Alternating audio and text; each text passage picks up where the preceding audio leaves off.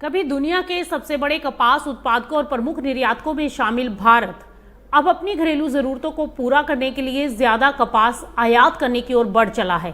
देश में कपास की मांग लगातार बढ़ रही है, लेकिन उत्पादन उस रफ्तार से नहीं बढ़ पाया। यही वजह है कि 2025-26 सीजन में भारत का कपास आयात बढ़कर 60 लाख गांठ तक पहुंचने का अनुमान है, जबकि एक्सपोर्ट घटकर सिर्फ 15 लाख गांठ रह सकता है। सीआई ने घरेलू कपास खपत का अनुमान भी बढ़ा दिया है और 348 लाख गांठ कर दिया, यानी कि देश में उत्पादन और मांग के बीच अंतर बढ़ता दिखाई दे रहा है। तो ऐसे में क्या भारत की आयातित कपास पर निर्भरता बढ़ जाएगी और क्या नई तकनीक और नीतिगत सुधार कपास उत्पादन को फिर से मजबूत बना सकते हैं? चलिए बताते हैं आपको। दरअसल इस समय भारत में कपास की मांग लगातार बढ़ रही है, लेकिन उत्पादन उसी गति से आगे नहीं बढ़ पा रहा। ऐसे में कॉटन एसोसिएशन ऑफ इंडिया यानी कि सीआई के ताजा अनुमान आ गए हैं और उसके अनुसार 2025-26 में भारत का कपास आयात बढ़कर करीब 60 लाख गांठ के पास पहुंच सकता है। वहीं कपास का एक्सपोर्ट 15 लाख गांठ रहने का अनुमान है और सीआई ने घरेलू कपास खपत का अनुमान भी बढ़ा दिया और 348 लाख गांठ कर दिया।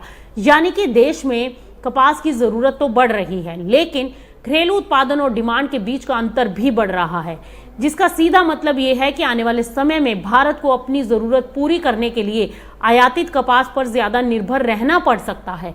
और इसी बीच कृषि जानकार और पद्म भूषण सम्मानित डॉक्टर आर.एस. परोड़ा ने कपास क्षेत्र को फिर से कॉम्पिटिटिव बनाने के लिए नई तकनीक और नीतिगत सुधारों की जरूरत पर जोर दिया है।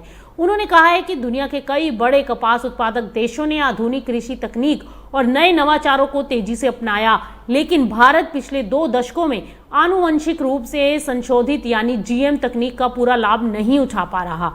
डॉक्टर परोड़ा के अनुसार नई तकनीकों को अपनाने में देरी का असर कपास की उत्पादकता, वैश्विक कंपटीशन और किसानों की आय पर पड़ा है। उन्होंने सरकार से विज्ञान आधारित और पारदर्शी नियामक व्यवस्था तैयार करने की अपील भी की है, ताकि आधुनिक कृषि तकनीकों को अपनाने का रास्ता आसान हो सके।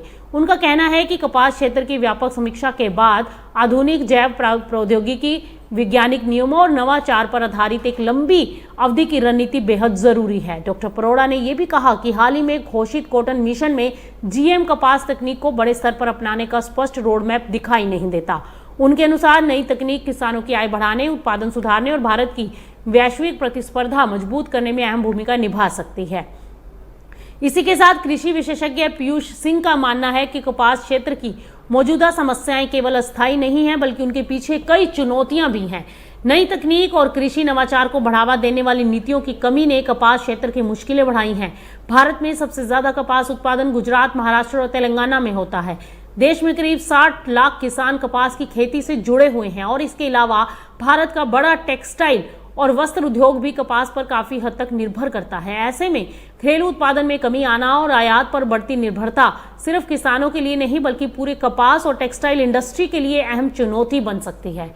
तो फिलहाल तो तस्वीर ये कहती है कि देश में कपास की डिमांड बढ़ रही है, आयात बढ़ने का अनुमान है और निर्यात घट सकता है।